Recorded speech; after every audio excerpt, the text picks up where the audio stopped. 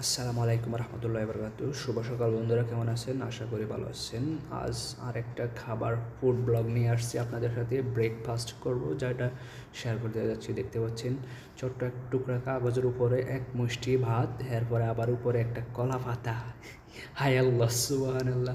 একটা কলা পাতা দিয়ে মোড়ানো ভাত, এক মুষ্টি ভাত। এটা বেশি না, জাস্ট সকালের নাস্তা হিসেবে, ব্রেকফাস্ট হিসেবে সবাই খায়। এটা খুবই ফেমাস একটা ডিশ।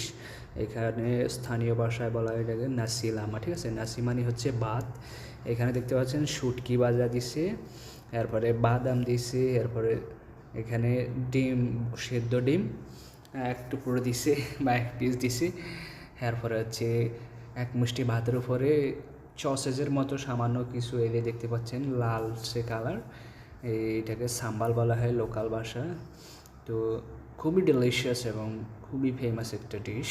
এটাকে নাসিলামা বলা হয় এবং অত বেশি নেই, ঠিক আছে? এই রাইসকে ভাতকে এখানে স্থানীয় ভাষায় বলা হয় নাসি। এই নাসিটা খুবই একটা ক্রিমি, রসালো, আঠালো, মানে এটা চিজি মতো এরকম, খুবই ফেমাস। দেখেন,